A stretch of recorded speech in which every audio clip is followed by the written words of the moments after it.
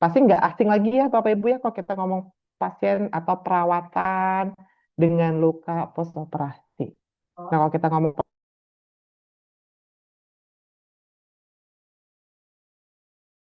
pas operasi, berarti lukanya pasti akan lebih cepat atau proses penyembuhan lukanya. Nah, kalau kita ngomong masa luka operasi ya, itu merupakan salah satu luka akut ya. Jadi semua luka operasi kategorinya luka akut karena minimal pembuangan atau pengambilan jaringan secara berlebihan. Kemudian luka akut kalau kita ngomong dan kita lihat proses penyembuhan lukanya, dia kategorinya masuk ke intention healing ya, primary intention healing. Artinya apa? Penyembuhannya dengan cara menyatukan nih Bapak Ibu margin sama margin ya disatukan dengan cara dijahit atau sucur. Ya, ada banyak beberapa cara ya. Pengelepan itu merupakan salah satu bentuk dari primary intention healing juga. Dan kalau kita lihat primary intention healing maksimal sembuhnya luka akut itu 21 hari. Jadi 21 hari itu wajib sembuh pasien dengan luka akut ya atau apa tepatnya dengan luka operasi. Namun ada beberapa kondisi yang terjadi delay pada luka operasi.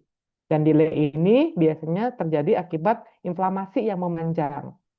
Salah satunya ada benda asingnya, ya, atau benangnya yang tertinggal terlalu lama dibiarkan sampai berbulan-bulan. Itu juga menjadi salah satu kontribusi terbesar dari inflamasi yang nggak sudah-sudah, ya. Kemudian selain dari benda asing, ya, atau benangnya, ya, traumatik juga sering terjadi, ya. Salah satunya perawatannya yang dilakukan traumatik nih, ya. Kadang-kala kan kalau kita ngomong pasien dengan primary intention healing, artinya dia sembuh dalam waktu 24 jam sampai 24 sampai 48 jam itu sudah terjadi namanya reepitelisasi ya atau fase proliferasi sudah terbentuk, pembentukan epiteliasi sudah terjadi. Nah, di hari kedua atau ketiga seharusnya dibiarkan saja dia akan langsung in touch itu ya, saling menjalin ya eh, kolagennya tipe 1 tipe 3-nya ya sudah mulai nutup nih. Nah, traumatik itu sering kita lakukan nih Bapak Ibu. Ya, pencet-pencet ya untuk melihat apakah ada cairannya atau enggak. Nah, traumatik ini yang menyebabkan fase inflamasi terus terjadi pada pasien-pasien dengan luka akut ya atau dengan penyembuhan primary intention healing yang menyebabkan lukanya terjadi delay ya atau jadinya lukanya kronis ya kebuka nanti jadi dehiscence dan sebagainya. Itu sering terjadi pada pasien-pasien dengan luka akut. Nah, jenis penutupannya untuk primary intention healing ini yang sering dilakukan adalah bentuknya suturing atau stapling. Ya, itu yang dilakukan. Ya, jadi setelah dibuka, dijahit gitu ya, dijahit ulang gitu ya, atau dijahit dengan cara suture atau strap ya. Kemudian untuk tujuan untuk menyatukan di tepi-tepinya secara langsung. Nah, kadang-kala setelah dilakukan suturing atau strapping, mekanisme tubuh itu membuat inflamasi terus-menerus nih yang menyebabkan kebuka. Nah, kalau sudah kebuka, otomatis akan dihilangkan dulu nih faktor-faktor yang mempengaruhi nih, infeksinya, benda asingnya, ya, dibersihkan dasarnya, baru ditambahkan lagi dengan secondary eh, penutupan atau dikenal dengan nama tertiary intention healing. Dengan cara apa? Skin graft, flap, atau tissue expansion, gitu. Jadi diambil ya, ditambahkan atau langsung. Nah, kalau langsung beberapa kondisi si lukanya ya itu dibersihkan dulu ya atau ngelihat lukanya susah untuk buat di suture atau stepping jadi diambil skin flap-nya atau bagian kulit yang lain disatukan kemudian baru dijahit kalau misalnya dengan pigmentation healing. Ya kadang-kadang untuk kondisi-kondisi skin flap atau skin graft dengan cara pigmentation healing ini ada beberapa kondisi. Salah satunya pengambilan pengangkatan jaringan yang cukup luas atau cukup lebar. Jadi tidak bisa nih dilakukan suturing ya atau strapping. Jadi diambil dengan ditambahkan dengan bagian kulit yang lain. Ya, tujuannya untuk membantu mempercepat penutupannya. Nah, saat kita penutupan, ya kadang-kadang terjadi ini, kalau kita ngomong masalah skin flap. Nah, skin flap ini ada beberapa kondisi yang diambil. Ya, salah satunya itu dilihat dari struktur eh, si mekanisme pembedahannya. Bisa dari mucocutaneous flap atau fasciocutaneous flap. Bedanya di mana? Bedanya kalau si fascio cuma sampai ke jaringan subkutis aja atau subkutan sampai di situ diambilnya ya untuk disatukan dengan yang sudah diambil. Kalau misalnya si muko ya berarti sampai bagian layer paling bawah yaitu sampai ke bagian otot yang diambil kemudian disatukan. Nah, karena kala saat kita melakukan si flap ini ada beberapa kondisi yang menyebabkan terjadinya kegagalan. Salah satunya apa? Penyakitnya sendiri yang nggak jadi kebuka atau tiba-tiba terjadi flapnya, skin flapnya terjadi nekrosis akibat vaskularisasinya saat diambil itu tidak mencukupin. Itu kadang-kala terjadi kematian pada skin flapnya menyebabkan kegagalan pada si skin flapnya tersebut. Nah, kegagalan ini pasti akan terjadi selain dari penyakitnya, ya salah satunya penyakit penyerta, diabetesnya, atau pasien dengan kanker itu sering jadi kegagalan pada skin flap. Ya, atau dari si inflamasinya yang terus-menerus terjadi karena pelepasan dari mediator kimia ya MPPS-nya terus-menerus ini menyebabkan inflamasi nggak sudah-sudah. Jadinya gagal. Kebuka lagi. Itu sering terjadi pada pasien-pasien dengan beberapa gangguan. Atau pas saat diambil skin flap-nya, vaskularisasinya nggak baik. Ya, atau dasarnya saat kita mau nyatukan itu nggak cocok. Masih dijadikan mati, vaskulasi jelek. Jadi nggak bisa nih bertumbuh angiogenesis baru. Nah, maka terjadi beberapa kondisi yang rusak atau tidak menyatunya skin flap tersebut. Nah, ini ada kasus ya Bapak dan Ibu ya saat dilakukan skin flap. Ya, ini pasiennya ini di sini ada yang punya kasus nggak nih Mbak Evi? Silakan Bapak Ibu yang kemarin sempat kirim kasus ke mungkin ke Mas Deza ya, bagian dari tim Medco Academy. Ada Bapak dan Ibu? Jadi bisa cerita dulu gitu ya kasusnya ini sudah berapa lama skin flap-nya terjadi kemudian jadi kegagalan. Ada? Oke, mungkin belum masuk ya Bu Evi. Nah, ini pasiennya kalau kita melihat dari kasusnya yang dikirimkan gitu ya, ini dari apa teman-teman dari Mycovagin Academic, ini pasien dengan riwayat CA-MAMAI ya, sudah dilakukan skin flap ya. Dan pasiennya karena punya CA-MAMAI, kemudian di kemoterapi satu siklus, nggak ada penyakit penyerta lainnya. Nah, terjadinya apa? Salah satunya kegagalan nih, nggak nyatu. Yang ini nyatu nih Bapak dan Ibu ya. Kalau kita ngelihat, nah, yang ini nyatu ya, ini nyatu nih. Nah, seharusnya jadi nyatu nih segini nih skin type-nya. Tapi yang ini jadi kegagalan. Nah, proses ini salah satunya menyebabkan kegagalan adalah si penyakitnya sendiri tuh. Pasiennya punya Yamame. Kemudian lagi kemoterapi. Ya, kondisi-kondisi ini menyebabkan fase imun sistem yang turun yang menyebabkan terjadi kegagalan pada skin flap-nya. Yang ditandain dengan apa? Dengan rusaknya atau tersepitnya margin dari si flap-nya ya bisa dari sekitarnya yang di sini di awalnya kebuka atau terjadi kematian ya perlahan-lahan sampai dia kehilangan semuanya. Itu sering terjadi pada pasien-pasien dengan skin flap jika ada eh, terapi salah satunya kemoterapi pada pasien-pasien dengan CA. Kemudian selain itu ya kontribusi terbesarnya yang menyebabkan jadi kegagalan selain dari si penyakitnya, kemudian lagi kemoterapi, yaitu perawatannya. Ya, di sini perawatan di rumah sakit itu menggunakan tule ya, tule kemudian dikasih kasar. Nah, kalau misalnya kita ngelihat dari proses penyembuhan luka bahwa tule dan kasar tidak mendukung suasana lembab, menyebabkan keterlambatan dari proses penyembuhan luka. Ya, salah satunya akan muncul nanti tanda-tanda infeksi karena penumpukan bioburden ya, mulai dari kolonisasi hingga lokal infeksi pasti akan terjadi. Ya, kemudian peningkatan jumlah eksudat, kemudian mudah berdarah. Karena apa? Dikasih tuleknya ini Bapak dan Ibu. Ya. Nah, tulek kalau misalnya dengan kasa, ini fungsinya sebagai apa? Dia hanya sebagai absorben saja di kasanya. Jadi kalau misal kita gunakan langsung di atas luka dengan warna dasar luka yang merah, ini menyebabkan traumatik terus-menerus. Perdarahan lagi. Kalau misal jadi perdarahan terus-menerus, otomatis ya inflamasi terjadi, menjadi delay wound healing. Nah, perawatan gimana ya? Pasien dengan post operasi tidak terinfeksi dan infeksi diberikan prima dressingnya apa dan kasus ini yang tepat seperti apa. Nah, kita kaji Bapak dan Ibu. Ya, pertama kita besarin dulu ya biar nampak.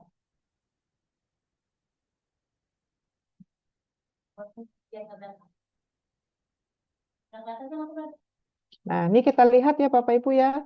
Di sini ada goanya, benar ya? Ini ada goa. Ya. Kemudian ini ada lebam ya karena traumatik ya kehimpit ya. Jadi lebam di sininya. Kemudian di sini epitelisasinya sudah mulai terjadi namun sedikit. Benar ya? Ini sedikit.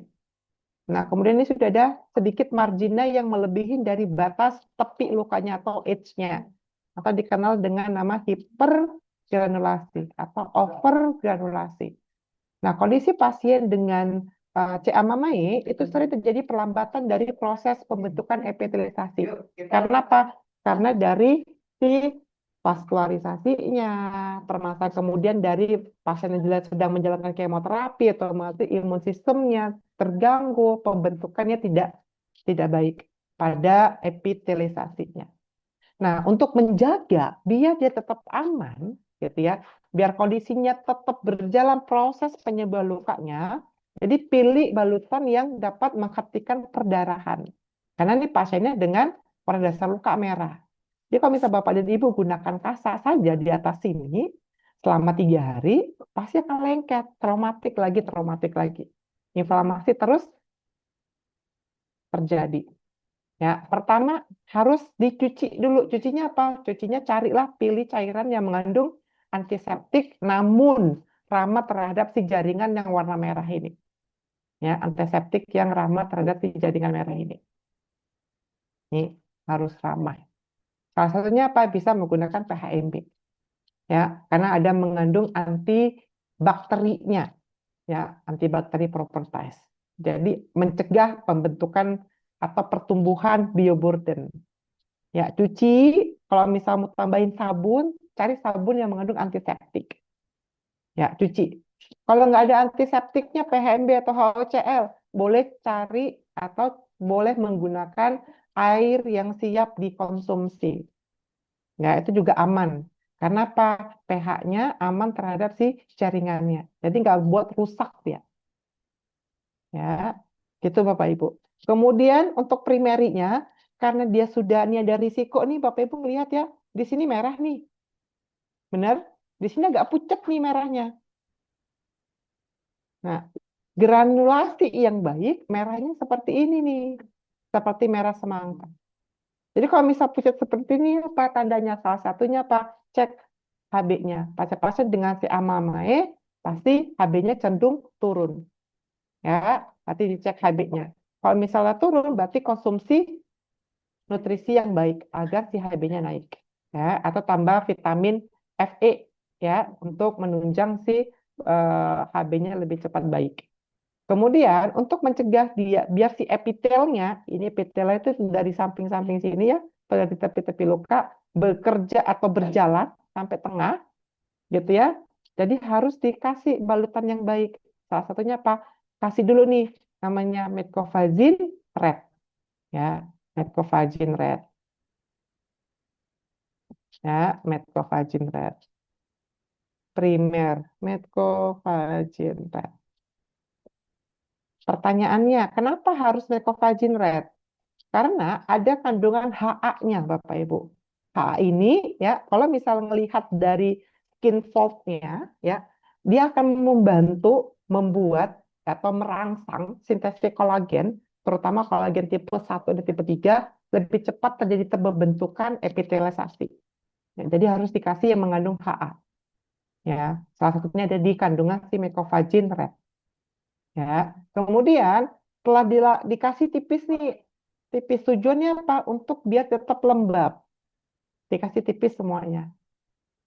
Kalau yang ini dalam, berarti kalau yang dalam nih boleh nih dikasih tebal. Ya, biar si granulasinya cepat naik. Ya, di sini kasih semuanya. Ini kalau nggak salah ini kayaknya tembus deh, Bapak Ibu. Ya, kalau tembus berarti semua dasarnya dikasih.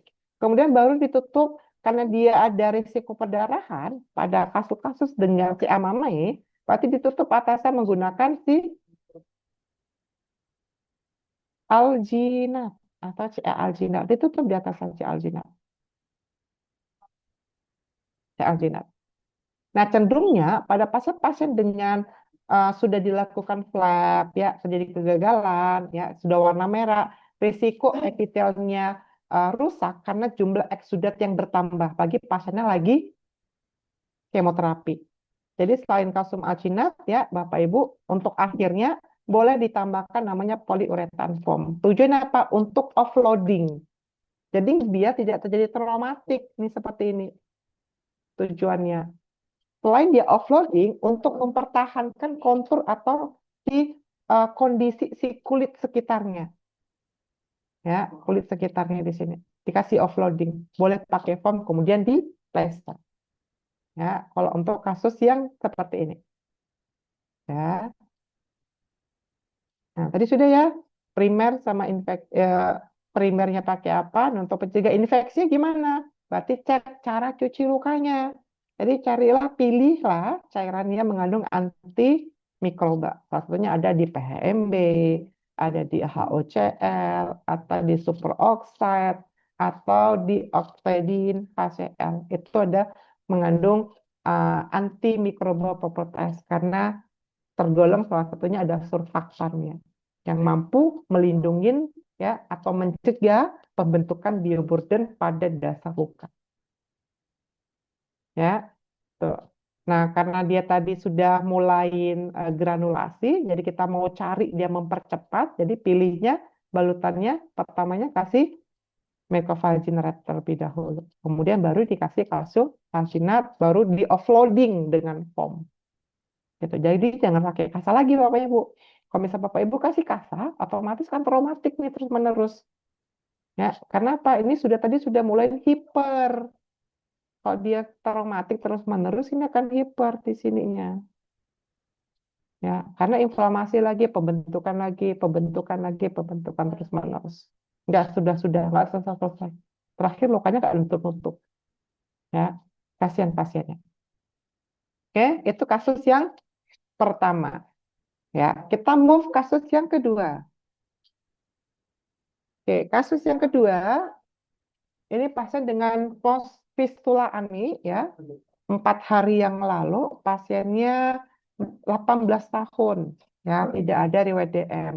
Nah, kondisi lukanya 60% warna kuning dan 40% warna merah. Kedalaman lukanya 5 cm, berarti cukup dalam Bapak Ibu ya. Ketika dibersihkan terjadi perdarahan. Ya, pertanyaannya yang jadi krusialnya tindakan atau balutan primer sekunder yang tepat. Nah, kita besarin Bapak Ibu. Ini pasien dengan fistula ani ya. Nah, ini kita nggak tahu nih di kondisi si dekat WC-nya sebelah mana ini anusnya. Berarti di bawah ya, di sini ya, Bapak Ibu ya. Nih. Nah, ini pasti akan risiko terjadi kontaminasi ya, karena dekat sama WC dan mudah lepas. Nah, karena dia kondisinya tadi mudah berdarah, ya, ini visualnya apa karena dia pasiennya dengan abses, ini kita juga tidak tahu, ya. Nah, mungkin dari kasusnya ini ada yang sudah sharing, ada yang join di Zoom, boleh ya cerita terlebih dahulu kalau misalnya ada, Bapak dan Ibu ada nggak kasus yang kedua? Ini kasus dari Pak Auzan. Beliau home care Mm-mm. dan kebetulan dapat kasus ini. Mungkin kalau ada Pak Auzan yang sudah join di grup di Zoom, boleh nih diceritain dulu riwayatnya seperti apa. Ada nih Pak Auzan Hudzaifah, Ya, Ya, boleh Pak. hadir, boleh hadir Pak? Pak. Hampir. Iya Pak. Eh, itu kan sebelumnya eh, sebelumnya itu sebelum ada yang luka itu sempat ada juga di situ gitu. Jadi ini operasi yang kedua gitu. Mm-mm. Operasi yang kedua. Nah kemarin juga sama awalnya ada musuh bolongan kecil lalu dianjurkan untuk dioperasi gitu. Cuman emang operasinya lumayan dalam Pak. Kurang Mm-mm. lebih sih kedalamannya emang ya kalau divisualisasikan ya sekitar satu jari telunjuk lah orang dewasa gitu. Lumayan dalam sih emang lukanya. Kemarin itu kan sempat jadi bersihkan Pak. Mm-mm. Cuman dia itu berdarah gitu. Cuman perdarahannya nggak terus menerus sih. Ada yang keluar gitu. Ini Kemarin pas awalnya pasiennya abses, Pak. berupa lubang kecil Pak. Lubang kecil di sekitaran anus gitu Pak. Mm-mm. Jadi makin Apa? lama makin besar lubangnya itu. Oke. Terus akhirnya datang ke spesialis bedah katanya ini fistura ani katanya gitu. Mm-mm. Kemarin sih berdasarkan penuturan pasiennya sih seperti itu gitu. Ada dilakukan fistulografi sebelumnya, Pak? Gak ada Pak. Nggak ada. Ya, kemarin juga kan udah diambil kirain katanya mau di kultur kalau nggak salah ya, kemarin tuh saya lupa kultur kalau nggak salah. Cuman akhirnya Ah, emang nggak jadi. Saya nggak orang tahu kenapa tuh. Soalnya ini oh, udah kedua kali itunya yang kejadian yang itunya yang bolongannya itu Pak. bolongannya. Heeh. Thank you, Pak. Jadi sebelumnya, Pak, dirawatnya menggunakan apa, Pak? Dibalutnya. Dibalutnya cuman masukin kasa aja Pak. Tampon ya. Ya tampon gitu, kayak tampon. Heeh. Dari rumah sakitnya itu dimasukin tampon aja. Selain tampon ada lagi nggak, Pak? Udah Pak itu aja, tampon aja. Oke. Nggak ada lagi yang lain. Thank you, Fauzan. Nah, kita bahas ya. Nah, pasien-pasien dengan yang risiko terjadi seperti ini, salah satunya itu bisa karena berupa virus, Bapak dan Ibu, yang sering terjadi, atau hygiene-nya yang tidak bersih, ya, menjadi infeksi di bawah kulit. Itu sering terjadi pada pasien-pasien kondisi seperti ini. Nah, kalau sudah terjadi seperti ini, pasti akan muncul inflamasi lokalisasi. Bentuk tadi itu seperti ada kecil gitu ya. Kalau kita bilang di sini kayak jerawat modelnya di awalnya, bengkak makin lama makin besar ya. Atau berubah bentuknya abses. Itu sering terjadi pada pasien kondisi seperti ini. Jadi pasiennya ada gangguan imun nggak, Pak? Tidak ada Pak, tidak ada gangguan imun. Ada gangguan imun. Berarti kondisi keluarganya semuanya nggak ada aman. Dari riwayat keluarganya, Nggak ada dari riwayat keluarganya nggak ada apa-apa. Aman. oke. Nah, selain tadi ya Bapak dan Ibu dari virus, kemudian atau hygiene yang kurang, ya sering terjadi adalah ada pasiennya punya gangguan imun, atau imunokompromis itu sering jadi kondisi-kondisi seperti ini. Ya, sering sekali. Nah, untuk perawatannya, kan tadi mudah berdarah, kan tadi itu pakai tampon, ya, karena kasak yang dimasukin, ya, kan kasak tuh dia akan menyerap cairan. Kalau misal Bapak Ibu kasih dia masukin terus-menerus, otomatis saat dia duduk, itu kegesek dari si kasanya dan si dasar si lukanya. Kegesek pasti akan terjadi perdarahan. Itu sering terjadi pada pasien-pasien dengan kondisi seperti ini kalau misalnya menggunakan tampon kasak tadi. Ya. Nah, kemudian kita lihat sekitarnya. Ini ada fragile. Ya, fragile-nya ada traumatik ini. Ini ada traumatik dari si kasak tadi.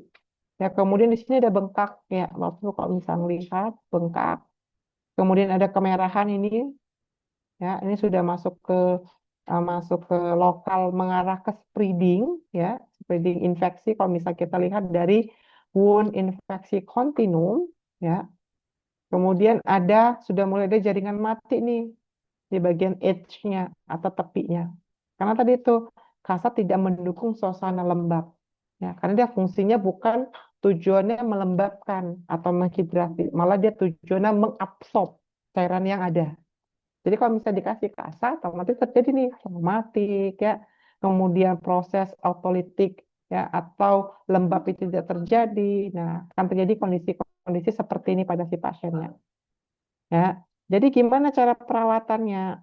Nah, ini karena daerahnya krusial, Bapak dan Ibu, risiko di sini ya. Ya, WC-nya di sini Pak ya bener ya, alusnya ya. Nah, karena dekat sama WC, berarti Bapak Ibu pilih dressing yang benar-benar tepat. Oke, karena dia sudah ada tanda-tanda infeksinya, ya sudah ada tanda inflamasi mengarah ke infeksi dan mengarah ke spreading, berarti karena masih ada jaringan mati, kita tujuannya melakukan autolytic debridement. Ini jaringan matinya, ya autolytic debridement. Dengan cara apa? Karena sudah ada tanda infeksinya, yaitu menggunakan mecofazin silver. Karena cepat, langsung, tepat sasaran di bioburdennya. Jadi tepat langsung habis atau mati. Ya, itu sebagai balutan primernya. Ya, kasih balutan primernya. Cucinya gimana? Cucinya bisa menggunakan sabun. Ya, karena daerah WC nih. Jadi nanti pasiennya atau nanti pas kita bersihkan, cuci semua area ini. Semuanya. Ini cuci semua. Karena resiko kontaminasi ke lukanya. Cuci semua sampai bersih pakai sabun, kemudian keringkan. Boleh pakai NS, boleh. Boleh pakai air mineral juga boleh. Ya, setelah itu baru di otolitik di sini ya.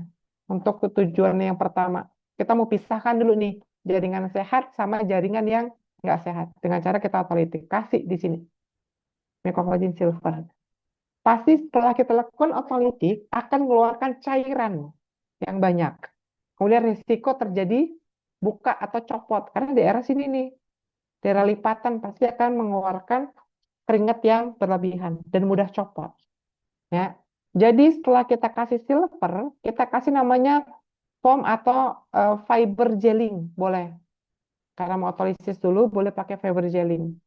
Fiber gelling, kalau misalnya dia kena cairan, dia akan berubah menjadi gelling, mempertahankan lembab tadi lebih maksimal. Jadi otolitik lebih terjadi.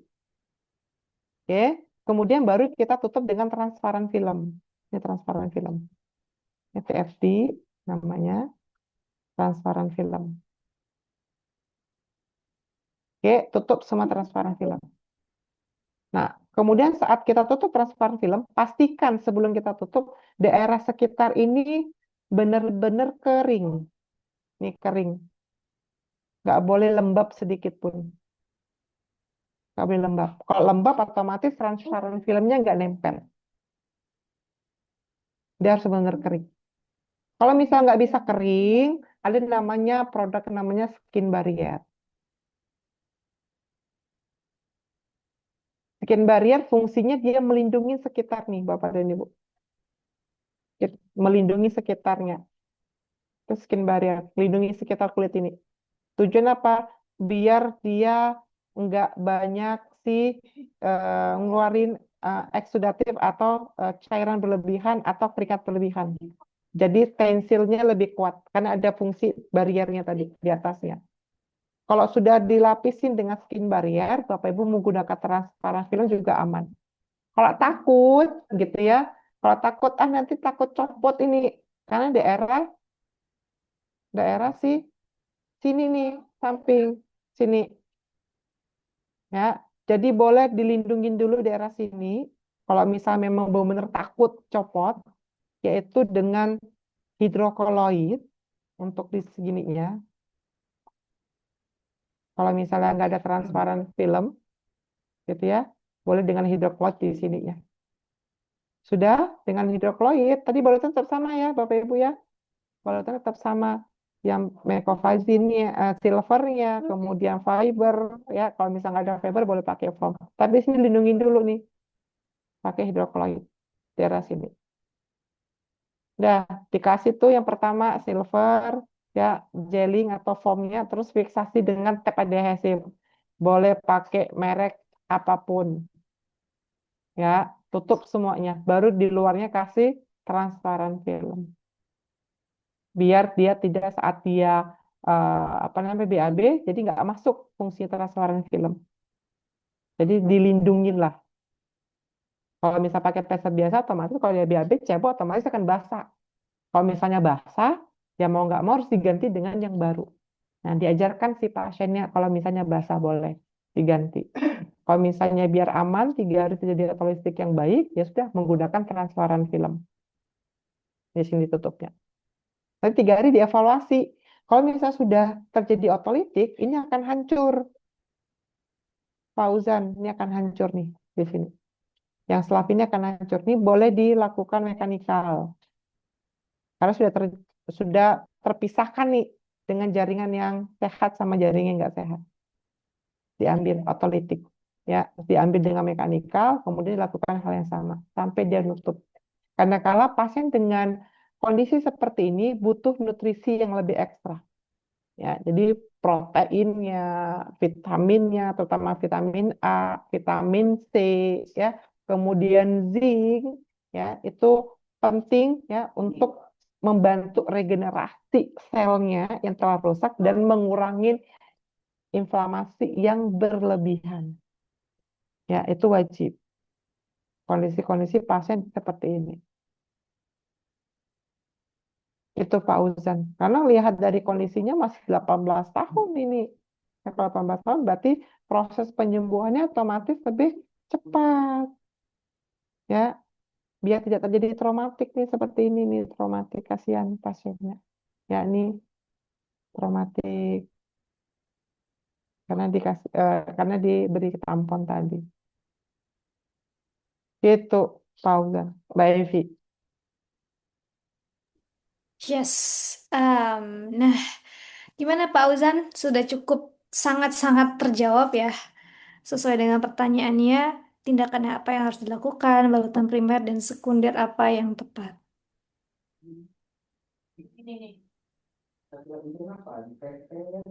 Ada pertanyaan dulu dari Pak Uzan?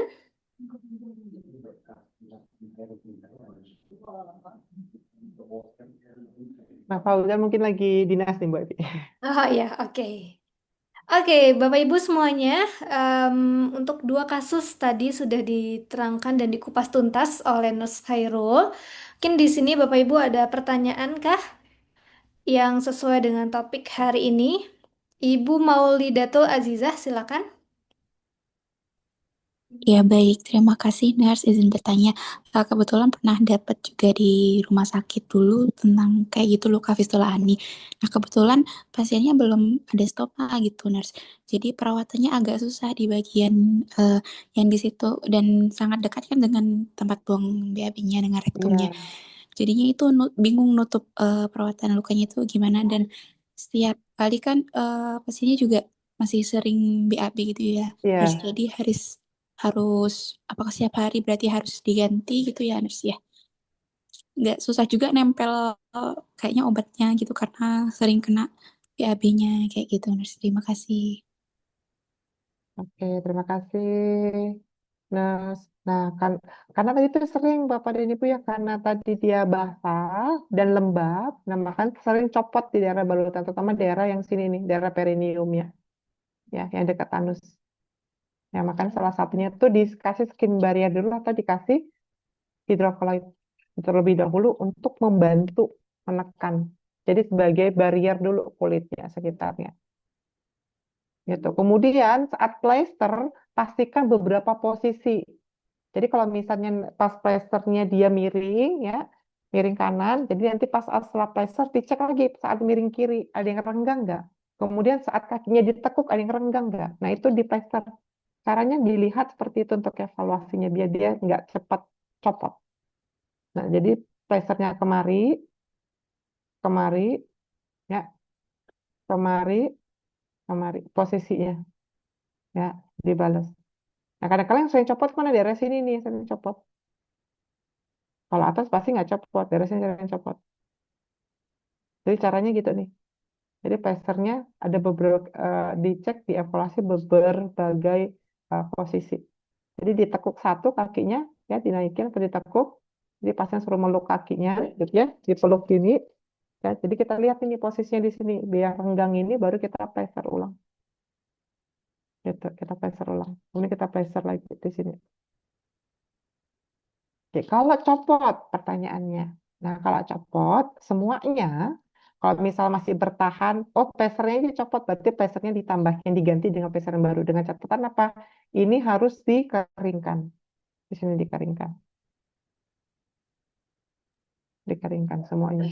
Kalau misalnya memang nggak bisa dan copot semua saat pasiennya bergerak atau saat pasiennya BAB, berarti dibersihkan lagi aja. Ya, diajarkan pasiennya untuk melakukan perawatan urgensi. Jadi dibersihkan lagi ya seperti awal, kemudian dikasih dressingnya lagi ya. Kalau misalnya susah pasiennya, susah plester dan sebagainya, setelah dikasih silver tadi, ini silvernya dikasih silver, kasih kasa boleh, kemudian dikasih panty liner. Nah, jadi panty liner nggak hanya buat cewek ya, Bapak Ibu, jadi bisa untuk kasus-kasus seperti ini. Ya, dikasih panty liner panjang, biarin aja gitu, sampai ke perineumnya. Kasih panty liner. Tujuannya apa? Memfiksasi. Jadi kalau misalnya ada cairan juga, sudah terjadi autolitik akan keserap di panty liner. Nanti kalau dia mau BAB ya, tinggal dibuka ventilatornya gitu ya. Kemudian BAB kalau misalnya basah yang fiksasinya tinggal ganti dengan fiksasi yang baru. Kalau misalnya copot lagi semuanya, ya sudah lakukan perawatan lagi. Karena memang kondisi-kondisi seperti ini akan risiko terjadi copot atau rusak balutannya, terutama daerah perineumnya. Nah, seringnya di daerah perineum terjadi pesernya copot karena daerahnya lembab di sini dibandingkan dengan yang bagian atasnya. Nah, ini Oke. menjadi challenge juga nih kalau misalnya kita lakukan perawatan khusus daerah-daerah seperti di daerah-daerah ini, Bapak dan Ibu. Oke, berarti ada, kalau bisa disimpulin tuh berarti ada 3 kemungkinan ya, Sairul, cara yang bisa dilakukan ya. Benar. Pertama adalah pakai skin barrier itu ya. Itu apakah bisa disebut sebagai top treatmentnya, pakai skin barrier? Terus kemudian bisa pakai hydrocolloid dulu ya, periwoundnya.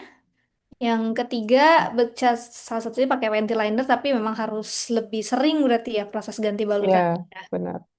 Nah, kalau misalnya top paling gampangnya, paling mudahnya, lebih cepat dia apa tracernya itu merekat itu si skin barrier itu.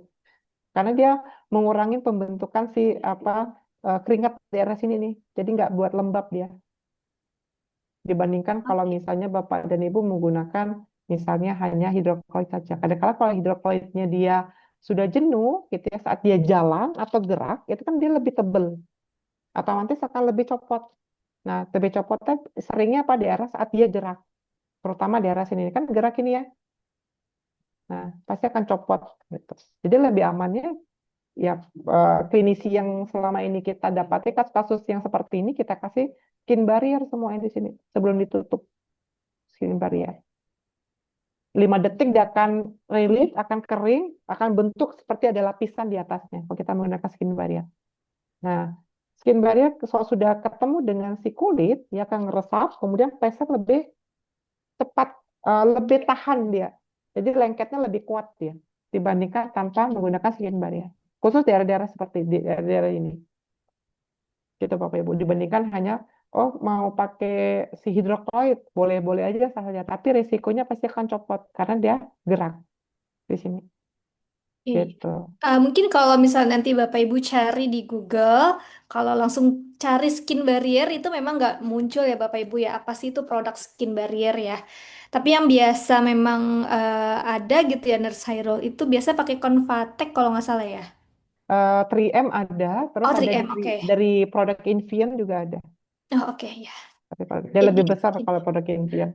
skin barrier untuk luka ya, karena kalau saya tadi coba search nih di Google Ah, skin barrier itu lebih banyak produk Koma. skincare. Oh, Bukan untuk luka gitu. Takutnya nanti salah arti nih skin barriernya itu yang gimana produknya. gitu. Bapak dan Ibu. Ada lagi? Oke, ini last question mungkin ya dari Pak Dedi Setiawan. Ada di kolom chat bertanya untuk perawatan luka fistula ani. Pasti lama penyembuhannya. Nah, teknik dan edukasi ke pasien gimana ya? Karena sering soal di rumah sakit pasien kembali ke UGD dengan keluhan lukanya berdarah lagi. Nah, Mungkin yang kalau perlu izin dulu, Nurse Hairul, mm, soal lama sembuhnya gitu ya. Ini kan jadi salah satu tantangan, tapi mungkin yang perlu dikonfirmasi adalah mungkin kalau Bapak Ibu yang pernah ikut perawatan luka gitu ya, itu bisa prediksi perawatan luka itu sebenarnya berapa lama gitu ya. Nah itu silakan Nurse Hairul. nah, kalau misalnya melihat dengan kondisi luka seperti ini, Bapak Ibu bisa kaji ya. Kalau misalnya sudah pelatihan perawatan luka, pasti sudah paham untuk melihat estimasi lukanya, gitu ya. Salah satunya apa? Dilihat dari ukurannya, ya, panjang kali lebarnya, stadiumnya, kedalamannya, sesuai dengan Winner Scale Score. Nah, kalau misalnya sudah sesuai Winner Scale Score, nanti salah satunya apa? Akan muncul namanya skor prediksi healing. Ya, berapa lama lukanya sembuh berdasarkan pengkajiannya. Nah, sudah kita kaji, itu akan bisa lebih kerucut, artinya apa? Bisa berkurang atau kurang dari estimasi atau bisa lebih. Kalau misalnya tidak ditambah dengan kontrol dari sistemik pasiennya. Salah satunya apa? Nutrisinya. Gitu. Kemudian edukasi selanjutnya yang bisa diberikan kalau misalnya seringnya tadi itu bocor atau lepas. Nah, jadi kita ajarkan cara step by step perawatannya kepada si pasiennya. Kalau lepas, kalau nggak lepas sudah dipertahankan si kondisinya. Kalau misal plesernya aja yang udah mulai lepas, berarti tinggal dibuka pleser yang lama, tambahkan dengan pleser baru. Kalau copot semuanya, ya seperti pertanyaan sebelumnya, ya sudah diajarkan cara perawatannya. Gitu. Oke, mungkin seperti itu ya Pak Itu Dedi Pak Dedi. Setiawan untuk jawaban atas pertanyaannya. Oke, sekali lagi mungkin di sini Bapak Ibu sebagian mungkin udah ada yang pernah ikut pelatihan perawatan luka gitu ya, baik yang basic yang 4 hari ataupun mungkin yang advance. Tapi mungkin juga sebagian dari peserta yang hadir pada siang hari ini juga belum pernah ikut pelatihan perawatan luka, itu juga nggak apa-apa banget. Tapi semoga nanti Bapak Ibu punya kesempatan gitu ya untuk bisa ikut pelatihan supaya seperti tadi ya teknik untuk bisa hitung berapa lama proses penyembuhan lukanya gitu, terus kemudian berbagai jenis dressing gitu ya yang biasa dipakai. Salah satunya tadi adalah soal skin barrier itu seperti apa gitu. Itu semua sebenarnya adalah sudah dilakukan pembelajaran di pelatihan perawatan luka baik itu yang 4 hari CWCCA ataupun yang advance selama 2 minggu gitu ya. Nah buat Bapak Ibu semuanya yang mungkin juga tertarik nih untuk ikut pelatihan perawatan luka gitu ya, mau lebih dalam lagi mengetahui, itu bisa check it out ya di websitenya Diklat ya atau woker.co.id. Terus silakan pilih menu pelatih Diklat gitu ya. Nanti di sana bakal banyak jadwal pelatihan karena biasanya pelatihannya itu nggak hanya di satu titik tempat di Bogor misalnya gitu ya, tapi biasanya itu roadshow di berbagai daerah. Setiap provinsi itu biasanya ada. Nanti bisa dapat jadwal lebih detailnya itu di websitenya. Mungkin saya izin dulu untuk cariin websitenya supaya nanti Bapak Ibu bisa langsung em, spill ya atau cek-cek gitu ya kira-kira jadwal terdekat eh, di tempat Bapak Ibu itu ada di tanggal berapa ya. Iya. Tuh. Dan kita Nah, juga ada Mbak Evi ada buka program online di Maret batch kedua. mhm. Jadi full programnya dia online. Jadi Bapak Ibu kalau misalnya mau segera gitu kan, mumpung ada program online itu juga bisa di bulan Maret. Oh, oke, menarik banget tuh online ya.